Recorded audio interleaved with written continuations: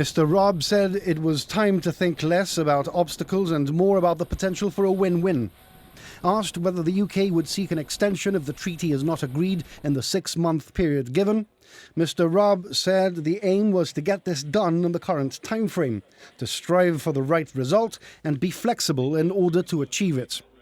On whether the UK-EU tension over issues including vaccines and Northern Ireland could spill over into the negotiations, the Foreign Secretary said the December negotiations had built up goodwill on all sides.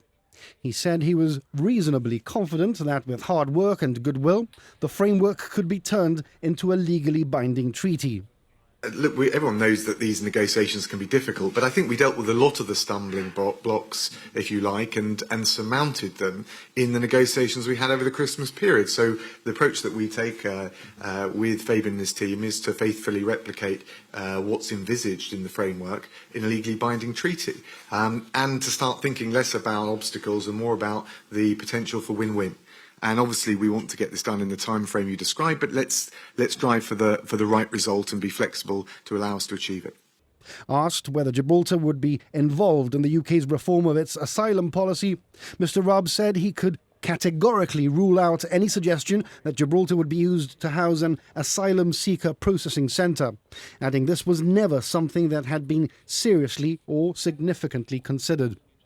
Mr. Raab said the UK and Gibraltar governments have an excellent working relationship with a good dynamic, ably served by their respective teams and officials, boding well for the weeks, months and years ahead to ensure Gibraltar can realise its full potential.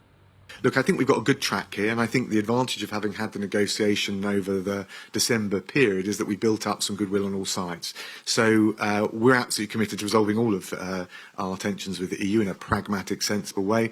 Obviously, it always takes goodwill on all sides, but actually I'm reasonably confident, given the process that we've already been through, that actually we've got a good track, and again, with hard work and goodwill on all sides, I think we can turn this framework into a legally binding treaty. I think that's good news all round. For his part, the Chief Minister said he wanted to express the sincere gratitude of the people of Gibraltar for the UK's support during COVID, for the supply of vaccines, and for the £500 million sovereign guarantee. Also, he said, for access to the UK market in financial services, now provided for in UK law.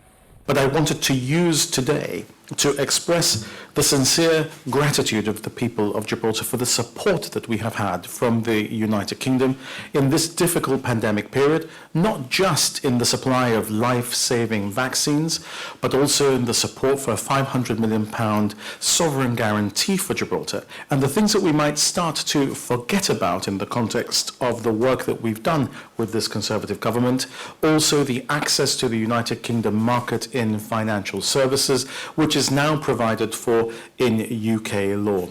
Fabian Picardo said Gibraltar had faced many challenges since the Brexit referendum 5 years ago, and faced what appeared an almost insurmountable challenge last year with COVID.